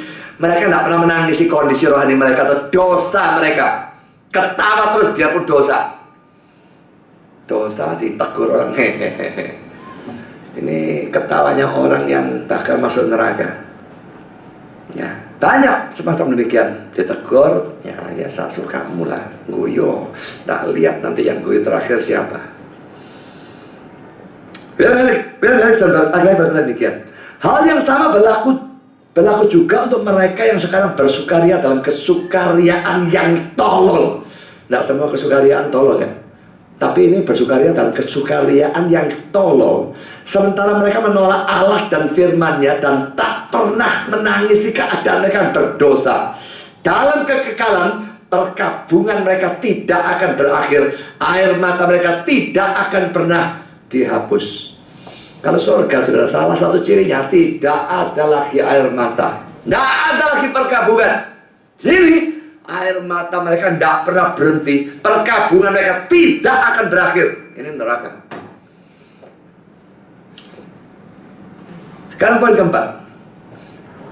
Kontras yang keempat adalah dibenci atau dikucilkan atau dicela atau ditolak. Versusnya atau kontrasnya dipuji. Dari satu pihak dibenci, dikucilkan, dicela, ditolak. Satu pihak dipuji. Ayat 22-23 dan ayat 26. Berbahagialah kamu jika karena anak manusia, ingat ya kata-kata ini ya, karena anak manusia, karena Yesus, orang membenci kamu. Kalau orang benci kamu bukan karena Yesus, lain ceritanya saudara. Biarpun benci kamu karena kamu benar ya, tapi lain ceritanya dengan benci kamu karena Yesus ya. Ini karena anak manusia, orang membenci kamu. Dan jika mereka mengucilkan kamu dan mencela kamu serta menolak namamu sebagai sesuatu yang jahat, bersukacitalah pada waktu itu dan bergembiralah, sebab sesungguhnya upahmu besar di surga, karena demikian juga nenek moyang mereka telah memperlakukan para nabi. Celakalah kamu jika semua orang memuji kamu, karena secara demikian juga nenek moyang mereka telah memperlakukan nabi-nabi palsu. Jadi saudara, ya nabi asli ini dicela banyak-banyaknya orang, dikucilkan, dimusuhi, bisa dibunuh. Tapi yang nabi palsu dipuji banyak-banyaknya orang. Saudara, kalau saudara selalu disenangi orang, selalu, maka perlu dipikir ya, kok aneh, kok semua orang pada senang saya. Ini aneh ini. Anak-anak setan senang kabeh. Kalau anak setan senang saudara, mungkin karena sak kelompok barangkali ya, bapak podo. Memang kita tidak berarti kita sengaja buat pegel itu anak setan ya. Sawat di rumah diam-diam supaya anak setan benci. Tidak perlu saudara. Cukup hiduplah sebagai anak Tuhan sesuai dengan firman. Itu anak-anak setan akan tidak senang saudara. Tidak bisa tidak. Kalau misalnya saudara, saya punya satu teman atau beberapa teman anak setan semua ya. Minggu dijak, ayo piknik. Bagi teratas kah terawas kah, tidak tahu bagaimana. Saya mikir minggu mesti pergi gereja. Kau usah bolos sekali kamu pula ngurusi Pak Budi. Darah, aku Kristen kok aku harus pergi gereja. Kira-kira anak-anak setan itu senang dengan penolakan seperti itu? Sedikit banyak saudara akan diajak. Hanya menolak seperti itu saudara akan diajak. Tadi Yesus di luar neraka. Muncul saudara omongannya, kalau muncul omongan lain mesti muncul. Hanya nolak seperti itu dan teman loh. Tak ngomong musuh saudara. Belum lagi saudara nginjili mereka. Wah, dadi wis. Coba lah nginjili orang yang tidak pernah dibisui orang, yang tidak dimusuhi orang nganggur-nganggur. Coba nginjil. Dan nginjil yang betul-betul injil. Nek ngomong kamu sakit bakal disembuhkan Tuhan, itu bukan nginjil saudara. Ngawur itu. Kamu berdosa, kamu butuh Kristus sebagai juru selamat. Tidak punya Yesus, kamu masuk neraka. Kristus satu jalan. Wih, saatnya jangan setan ngamu kabeh. Soal kamu ya, Pokoknya serius sesuai firman. Maksudnya kita lu baik, lu mau nginjil dia. Wah, dipisu-pisu bisa. Nggak bisa enggak soal itu, pasti terjadi. Jadi kalau dipuji banyak orang, wah ini mesti introspeksi justru. Karena saya berikan penjelasan lebih detail tentang bagian ini ya. Pertama ya, poin A. Alasan Yesus memberikan bagian ini, Calvin berkata demikian, adalah jelas bahwa bagian-bagian yang lain adalah jelas dari bagian-bagian yang lain, bahwa mereka secara tolol membayangkan bahwa kerajaan Kristus dipenuhi dengan kekayaan dan kemewahan. Jadi saudara, Memang orang-orang Yahudi itu kan pada saat punya pemikiran yang sangat salah ya. Mesias datang jadi raja duniawi, membebaskan mereka dari penjajahan Romawi. Dan itu mungkin alasan dari banyak orang lalu ikut Kristus. Wah, ikut Kristus dia jadi raja, mengalahkan Romawi. Wah, nanti jadi naik pangkat dan itu mungkin bayangan mereka. Karena Yesus katakan ayat ini sebagai peringatan, ikut Yesus tidak berarti jalan yang mulus, tapi sebaliknya penuh dengan penderitaan. Saya ngajar bertentangan dengan teologi yang di luar yang banyak itu. Ikut Yesus kayaknya jalan mulus penuh bunga-bunga pertaburan. Tapi kejalan orang-orang itu atau memang sengaja berdusta atau mereka sendiri tidak pernah ikut Yesus.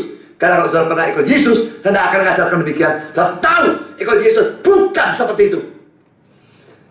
Konyol sekali mengatakan ikut Yesus seperti jalan mulus penuh bunga pertaburan. Saya saja ikut Yesus, apalagi sedang menyerahkan di hadapan Tuhan.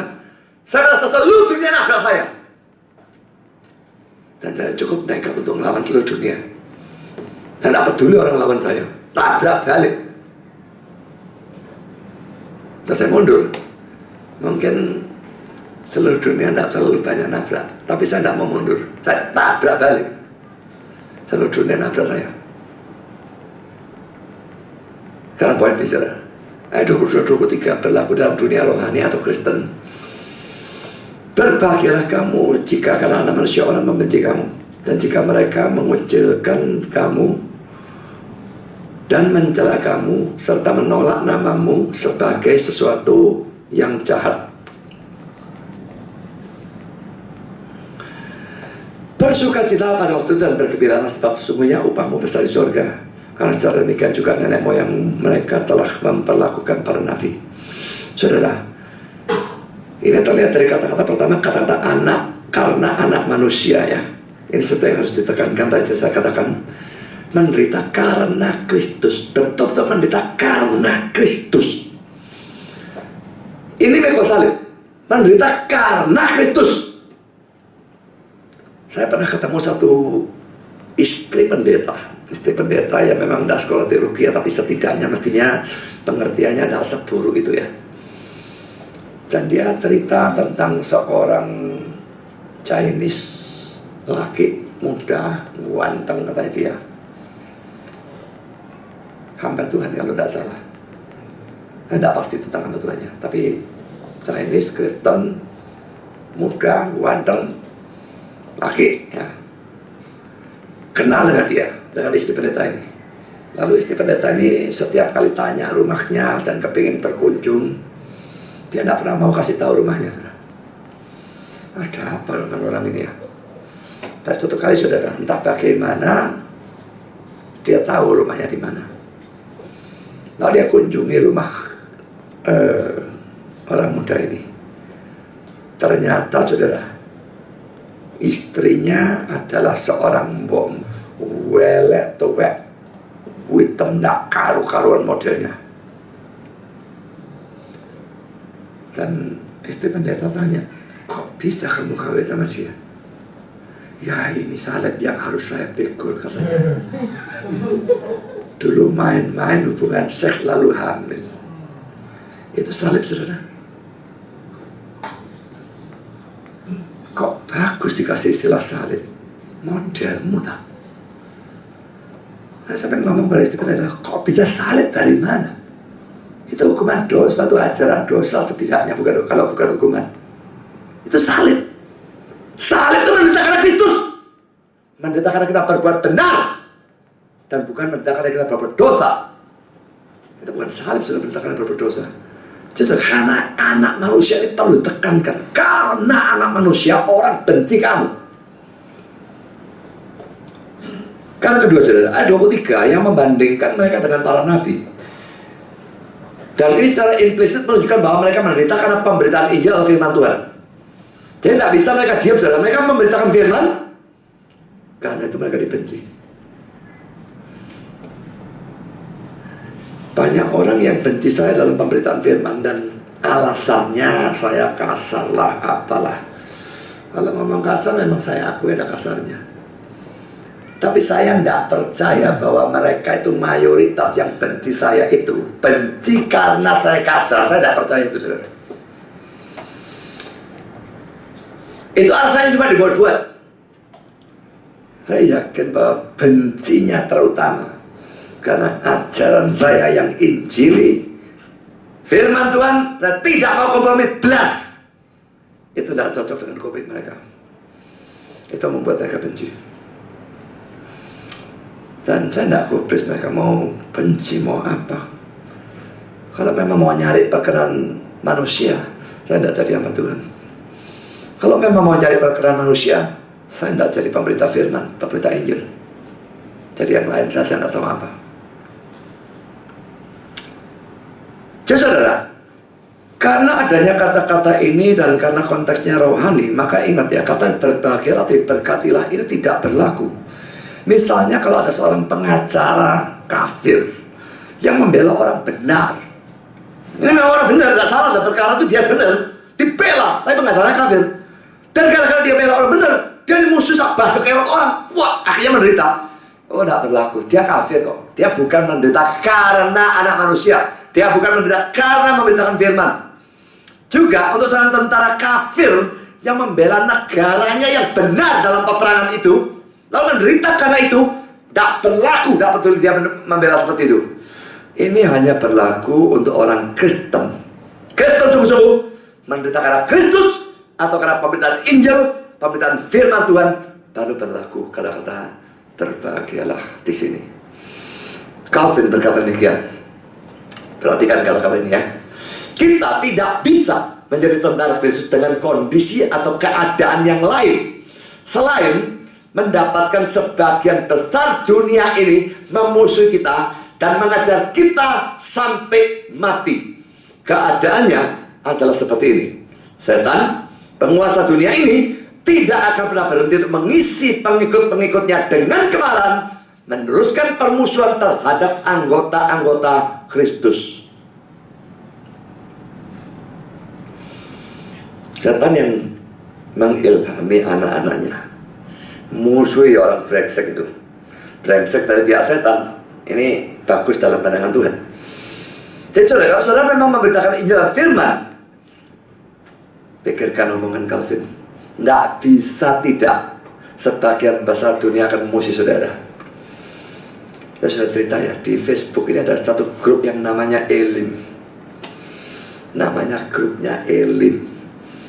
Tahu apa artinya Elim? Saya tidak tahu kalau dia pakai Elim dengan dalam bahasa lain, saya tidak tahu. Tapi kalau Elim dalam bahasa Ibrani, El itu artinya Allah. Elim itu bentuk jamaknya. Biasanya kalau dalam bentuk jamak ditambahi im, ya. Eloah menjadi Elohim, El menjadi Elim. Namanya Allah berarti ya. Ya memang Allah tidak selalu mesti dijamakkan, bisa kadang-kadang dijadikan tunggal. Tapi grup ini kebak dengan orang sesat. 95% adalah orang-orang yang percaya keselamatan karena perbuatan baik. Dan yang 1 atau 2 percaya bahwa di dunia ini orang Kristen bukan cuma bisa, harus hidupnya suci. Semua tak bisa dosa. John Wesley itu seorang penganut ajaran yang disebut perfeksionisme, yang percaya bahwa di dunia ini memungkinkan bagi orang Kristen tertentu hidup suci murni. Itu bagi saya sudah gila. Ini bukan memungkinkan, dia mengharuskan semua orang Kristen hidup suci. Nah, bantai searah-arah, ayo buat kasih ke semua. Sudah gitu, dia masih argumentasi pakai bahasa Yunani, bujui orang akhirnya. Tak kutipkan dari buku Yunani, ini loh omonganmu, cocok enggak sama bahasa Yunani? Dan saudara, grup ini saya masuk di sana. Tujuan saya lihat, masuk sebentar lihat, buih. Satu orang memasukkan fotonya Mahatma Gandhi. Tulisannya hate the sinner. Oh, hate the sin, love the sinner. Ya, bencilah dosa, cintailah orang berdosa. Ya, mungkin Mahatma Gandhi pernah mengatakan kata-kata itu, saya tidak tahu. Ya, tapi tuliskan di situ. Lalu dia komentari, Apakah orang seperti ini masuk neraka? Well, dia jawab sendiri, I don't think so. Saya langsung lihat iki wong gendeng iki percaya keselamatan karena perbuatan baik. Masuk orang habis-habisan. Saya diserang grupnya, gak peduli 1 lawan 1000, saya gak mau mundur. Dan akhirnya saya dibenci, tapi saya gak peduli. Bencian aku sakarmu, moga-moga keluar dari grupmu. Kalau aku dikeluarkan dari grupmu, saya akan tulis saya dikeluarkan dari Elim. Tapi puji Tuhan, Yesus sudah keluar lebih dulu dari grup itu. Saya mau tulis begitu.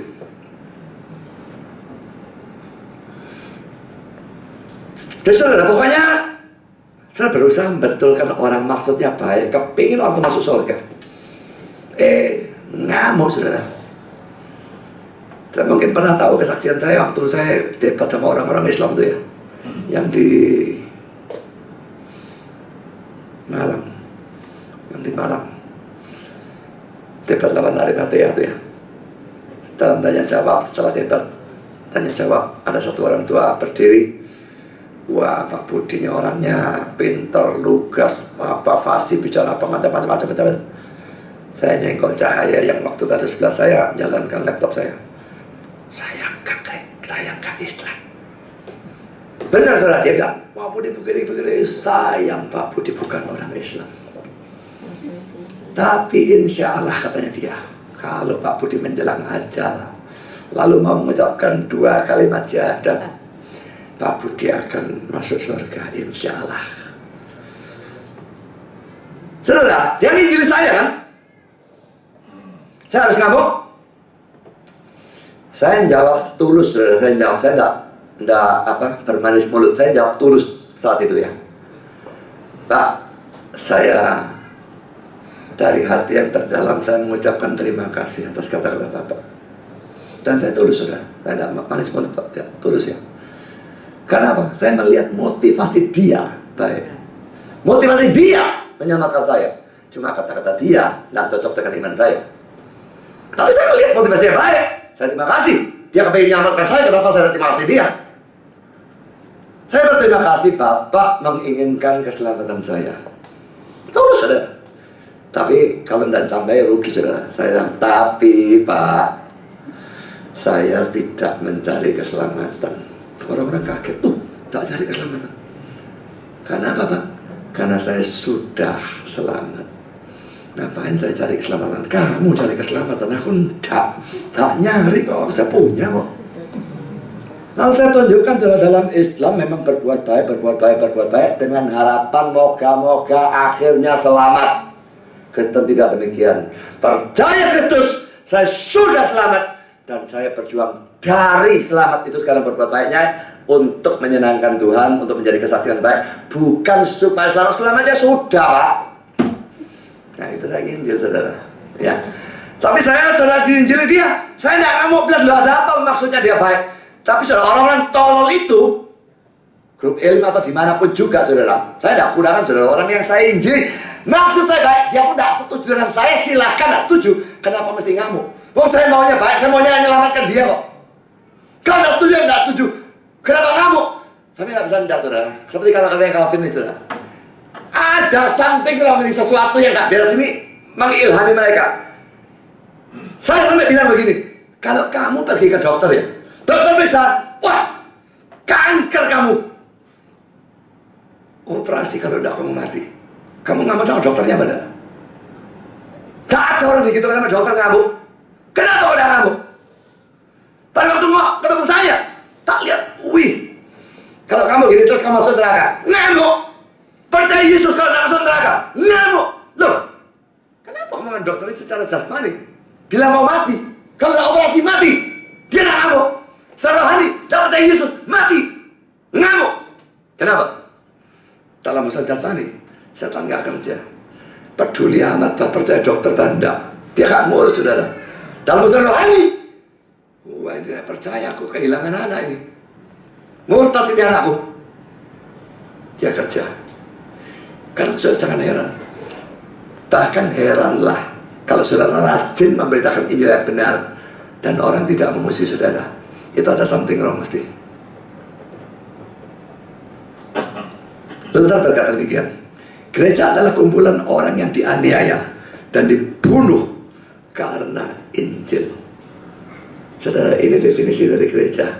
Gereja adalah kumpulan orang yang dianiaya dan dibunuh karena Injil. Saya mau jadi orang gereja apa enggak? Atau lebih baik wis dibunuh, gak lucu aku rek.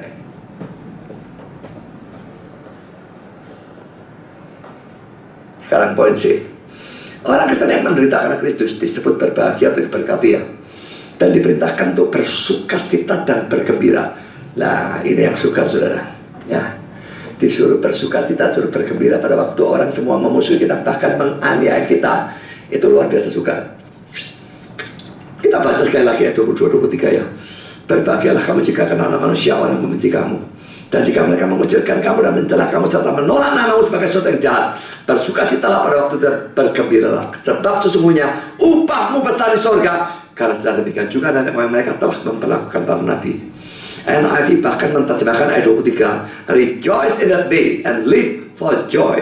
Bersukacitalah pada hari itu dan meloncat-lontatlah dengan sukacita. Sewangi sama dia, jimprak. Itu yang dikatakan NIV. Disanda, dimusuhi, dianiaya, dan loncat-loncat, gendeng tak. Tapi firman Tuhan suruh demikian, bersukacitalah sebab upahmu besar di surga. Bandingkan 1 Petrus 4:12-14 lalu 16. Saudara saya kasih, janganlah kamu heran akan nyala api siksaan yang datang kepadamu sebagai ujian, seolah ada sesuatu yang luar biasa terjadi atas kamu. Sebaliknya, bersukacitalah sesuai dengan bagian yang kamu dapat dalam penderitaan Kristus, supaya kamu juga boleh bergembira dan bersukacita pada waktu Ia menyatakan kemuliaannya. Berbahagialah kamu jika kamu dinista karena nama Kristus, sebab roh kemuliaan yaitu roh Allah ada padamu. Ayat 16, tapi jika ia menderita sebagai orang Kristen, maka janganlah ia malu, melainkan adalah yang memuliakan Allah dalam nama Kristus itu. Dan saudara, dalam kisah Rasul-Rasul bisa melaksanakan ini ya. Terus terang saya tidak yakin saya bisa. Bersukacita pada waktu dipukuli, bersukacita pada waktu dibenci, tidak gampang sama sekali saudara ya. Tapi coba kita lihat ya, kisah Rasul 5 ayat 41 ini di sidang, habis itu dipukuli ya, dicambuk ya. Lalu kisah Rasul 5 ayat 41, Rasul-Rasul itu meninggalkan sidang mahkamah agama dengan gembira, karena mereka telah dianggap layak menderita penghinaan oleh karena nama Yesus. Jadi hina, dicambuk karena nama Yesus, mereka bangga. Mereka merasa dianggap layak menderita penghinaan oleh karena nama Yesus. Kisah 16 ayat 25, ini Paulus ya. Kira-kira tengah malam Paulus dan Silas berdoa dan menyanyikan puji-pujian kepada Allah, dan orang-orang hukuman lain mendengarkan mereka. Mereka dipasung, dipenjara, dipukuli juga, tapi bisa memuji Tuhan. Betul-betul luar biasa ya. Saudara, landasan dari sukacita ini jelas bukan dalam dunia ini ya. Landasannya adalah pengharapannya pada pahala di dunia yang akan datang. Ayat 23 berkata, upahmu besar di sorga. Memang ya, berbuat baik itu tidak boleh mengharapkan pahala. Kalau berbuat baik mengharapkan pahala, ini jadi pamrih. Pahala itu aneh ya, dicari malah tidak dapat. Tapi kalau berbuat baik tanpa hiraukan pahala, saya dapat. Tapi pada waktu kita menderita karena Kristus dan sebagainya, kita tahu kita dapat. Itu bukan kita cari, kita tahu tapi masih dapat. Dan kita bagaimanapun bersukacita karena dapatkan itu. Jadi bukan bersukacita karena penghinaan, penyiksaan dan sebagainya, tapi bersukacita karena upah yang besar di surga. Poin D saudara, celakalah orang yang dipuji oleh semua orang. Ayat 26, saya bacakan sekali lagi ya. Celakalah kamu jika semua orang memuji kamu, karena secara demikian juga nenek moyang mereka telah memperlakukan nabi-nabi palsu. Saudara, nabi palsu kenapa kok dipuji semua orang ya? Nabi palsu tidak peduli firman Tuhan benar, tidak peduli, dia modifikasi sak maunya sendiri, menyenangkan, menyesuaikan dan seadanya orang. Dan karena itu, ya tidak ada yang benci dia, semua sesuai kok. Tapi yang benci dia siapa? Yang nabi asli. Nabi asli straight dengan aja benar, tidak boleh bengkok. Itu bengkok-bengkok macam kita benci mereka. Tapi orang pada umumnya senang dengan nabi palsu. Banyak orang lebih senang jadi Katolik daripada jadi Kristen hanya dengan satu alasan: Katolik boleh pegang Yosua dan Kristen tidak boleh. Banyak orang saya pikir Yosua di muka, Kristen tidak boleh, Katolik boleh. Kan itu jadi Katolik. Konyol, mereka tidak tanya firman Tuhan benar yang mana. Tidak. Katolik boleh sembahyang sama orang mati dan sebagainya. Ya mereka cari Katolik. Tapi kalau kita strict, gak boleh, dosa, buang itu. Wah, langsung pendeta sadis, kejam. Langsung sudah mau keluar omelan-omelan dan segala macam, caci maki, ejekan apa segala macam keluar. Itu saudara, nabi palsu itu sesuaikan ajaran semua orang. Bambang Nursena itu salah satu contohnya ya. Ini orang yang memodifikasi ajaran tak enak udelnya. Dia bilang gereja ortodoks Syria, ortodoks, semua gereja ortodoks, Yunani, Koptik, Syria, Mesir, apa saja, Rusia, tak tahu apa lagi, semua mereka bagus sekali sebetulnya ajarannya. Seharusnya dalam doktrin Allah Tritunggal dan dalam kristologi Yesus Allah manusia dipakai itu semua bagus sekali. Karena apa? Mereka pegang mati-matian pengakuan iman gereja mulai kayak Nisea dan pakai pegang mati-matian, dan itu menekankan sekali dua hal ini, kristologi dan Allah Tritunggal. Dan dalam hal itu mestinya mereka benar. Mereka sesat dalam hal lain, seperti Katolik, selamatkan karena iman dan perbuatan baik. Lalu ada doa salam Maria dan pakai itu hal yang tak karuan. Tapi Bambang Nursena masukkan gereja ortodoks Syria ke Indonesia. Dia pikir dua hal yang bagus ini justru orang Islam sangat alergi. Lalu dua hal yang paling bagus ini justru diubah sama dia. Setidaknya itulah khotbah yang saya punya rekamannya, saya punya buktinya hitam di atas putih. Apakah sekarang dia mengubah lagi menjadi ortodoks Syria yang asli, saya tidak tahu. Tapi dia tidak pernah ngomong sama saya tidak peduli. Dia tahu saya mengecam dia. Kalau dia memang berubah, bertobat dalam arti seperti itu, mestinya dia ngomong pada saya. Selama dia tidak ngomong, saya tetap memberitakan karena saya punya buktinya. Yesus itu cuma Allah kecil, ajarannya tidak beda dengan saksi Yehova.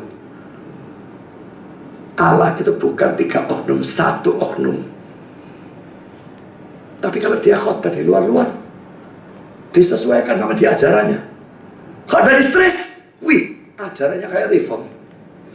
99 reform tuh, saya serius. Jadi ini betul-betul bunglon yang sesuaikan ajaran dengan manapun juga. Saudara, jadi khotbah bisa seperti itu. Masuk yang liberal. Saya khotbah, tidak usah terlalu fanatik lah. Yesus bukan satu-satunya jalan. Masa kita mau egois dan sebagainya. Nah, saya khotbah begitu. Masuk Katolik, oh doa kepada Maria, gak apa-apa, bagus saja lah. Maria kan mamanya Yesus, tidak apa-apa.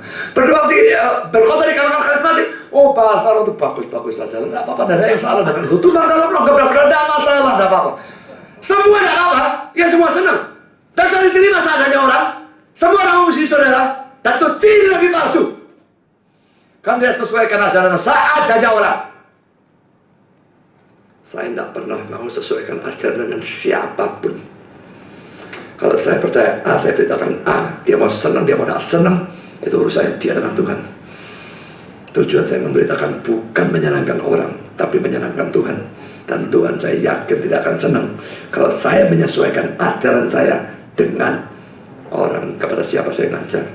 Saya ajarkan apa yang benar menurut Alkitab di dalam pemahaman saya beritakan. Orang mau senang, mau tidak senang, mau joget balik, saya tidak mau tahu. Saudara, celakalah saudara semua orang memuji saudara. Dunia tidak akan memuji orang Kristen atau pemberita firman Tuhan yang benar. Sebaliknya mereka menentang orang-orang seperti itu. Coba lihat ini, Yohanes 15 ayat 18-20. Ini kata-kata Yesus pada para muridnya ya. Jikalau dunia membenci kamu, ingatlah bahwa dia itu dunia telah lebih dahulu membenci aku daripada kamu. Sekiranya kamu dari dunia, tentulah dunia mengasihi kamu sebagai miliknya. Tapi karena kamu bukan dari dunia, melainkan aku telah memilih kamu dari dunia, sebab itulah dunia membenci kamu. Ingatlah apa yang telah kukatakan kepadamu, seorang hamba tidak lebih tinggi daripada tuannya. Jikalau mereka telah menganiaya aku, mereka juga akan menganiaya kamu. Jikalau mereka telah menuruti firmanku, mereka juga akan menuruti perkataanmu. Kalau dunia memuji saudara, itu tandanya saudara tidak memberitakan firman Tuhan yang benar. Daripada saudara memberitakan firman kepada orang kafir, biasanya kamu mainnya cuma dua: diterima firmannya dan jatuh cinta pada saudara. Dia diselamatkan. Karena kalau saudara beritakan firman, waduh, saudara pasti senangnya setengah mati. Dia dapat keselamatan, saudara tidak bisa bayar. Tapi kebalikannya, kalau dia tidak mau terima, dia benci saudara. Neta, tidak terima tapi biasa-biasa saja, tidak benci. Itu ada tapi juaranya luar biasa. Kebanyakan terima, senangnya bukan main, atau tolak, benci setengah mati. Ini yang mayoritas. Yang di tengah-tengah nolak tapi tetap diam-diam, tetap baik sama saudara, ada tapi juara bukan main.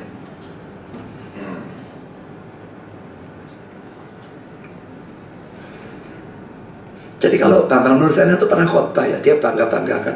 Dia diterima sama Islam, diterima sama itu dong. Semua baik sama dia. Dia menggenapi ayat ini, nabi palsu, disenangi orang banyak. Semua terima dia. Nabi asli banyak orang tidak senang, saudara. Pasti itu. Saya kutip Leon Morris. Merupakan sesuatu yang berbahaya kalau semua orang memuji atau berbicara baik tentang kamu, karena ini hampir tidak mungkin terjadi terpisah dari pengorbanan prinsip. Nah, tapi orang yang liberal, kalau saya bilang Yesus satu saja jalan, ya terang dia ngamuk, saudara. Terang dia tidak setuju. Tapi kalau saya berkata, ya Yesus salah satu jalan, saya korbankan prinsip, dia akan terima. Komentar kedua dari Leon Morris adalah nabi-nabi palsu yang memenangkan banyak tempik sorak. Bandingkan Yeremia 5:31. Seorang nabi yang benar terlalu tidak menyenangkan untuk menjadi populer. Kata-katanya wah, keras nemen. Seorang nabi yang benar terlalu tidak menyenangkan untuk menjadi populer. Kadang-kadang saya dibenci banyak orang, bersyukur juga kalau membaca yang seperti begini-begini. Yeremia 5:31 yang diberikan, para nabi bernobat palsu dan para imam mengajar dengan sewenang-wenang, dan umatku menyukai yang demikian. Saudara, mayoritas itu senang yang seperti itu, saudara.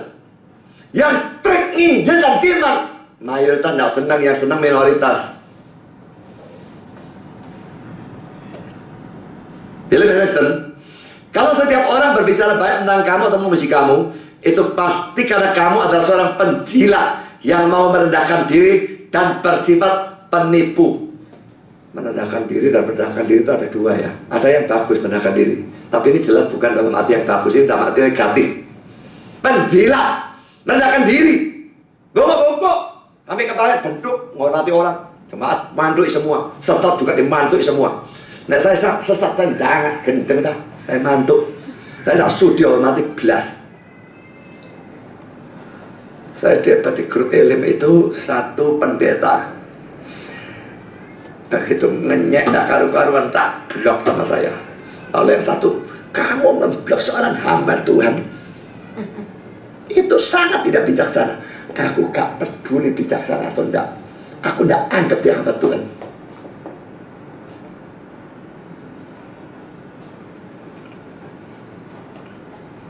Terlalu tidak menyenangkannya.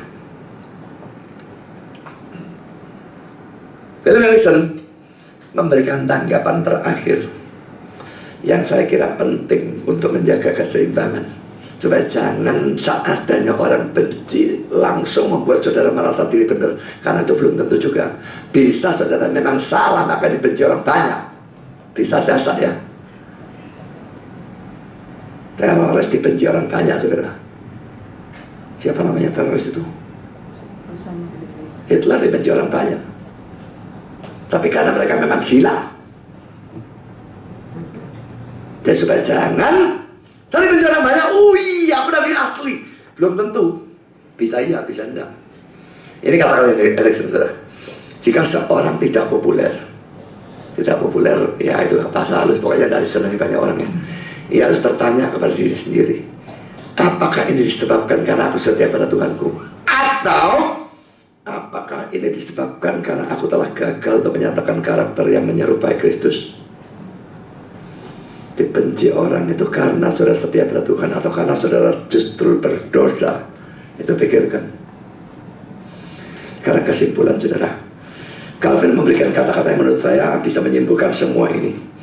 Saya kutip beberapa kutipannya. Yang pertama, dia berkata demikian, kontras ini bukan hanya cenderung untuk memberikan rasa takut pada orang jahat atau tidak beriman, tapi membangunkan atau menggerakkan orang percaya supaya mereka tidak ditidurkan oleh daya tarik dunia yang sia-sia dan bersifat menipu. Kita tahu betapa condongnya manusia untuk mabuk karena kemakmuran, atau untuk terpikat atau terjerat oleh umpakan atau kata-kata yang menjilat.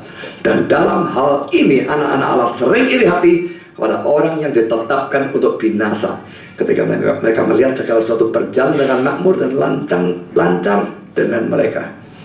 Ya saudara, kata-kata ini semua diucapkan jangan iri hati kepada orang-orang itu. Kelihatannya enak, kelihatan makmur, mereka sesat, mereka nabi palsu. Tidak usah iri hati, kesudahannya beda sama sekali. Lalu kutipan kedua dan terakhir dari Calvin, doktrin atau ajaran ini saya akui berbeda sekali dengan pandangan umum, tetapi murid-murid Kristus harus belajar filsafat tentang meletakkan kebahagiaan mereka di atas atau melampaui dunia dan di atas perasaan daging. Mau senang, jangan senang yang daging, senang yang betul-betul rohani yang datang dari Tuhan dan dari firman-Nya. Mau lakukan, Tuhan memberkati saudara. Amin. Mari kita berdoa. Bapa di surga, terima kasih Engkau sudah mensertai berkati dalam sepanjang acara firman. Kami sudah belajar banyak hal. Kalau kami adalah orang-orang yang mencari kekayaan duniawi, mencari kesenangan duniawi, memuaskan diri habis-habisan dengan kesenangan-kesenangan duniawi, biarlah firman hari ini menyadarkan kami untuk membuang sikap seperti itu. Mau datang pada Kristus, percaya pada Dia dan selamatkan, bahkan mau ikut Dia, tidak peduli harus menderita, dan tidak peduli bahwa seluruh dunia memusuhi. Tuhan tidak gampang untuk bersuka cita pada saat seluruh dunia memusuhi. Kuatkan kami semua untuk tidak berkompromi, tidak mengorbankan satu prinsip apapun, tidak berkompromi dalam bentuk bagaimanapun. Tak peduli kami harus menderita bagaimanapun. Engkau sudah lebih dulu menderita bagi kami, biarlah kami rela menderita bagi Engkau. Terima kasih Bapa, dalam nama Yesus berdoa. Amin.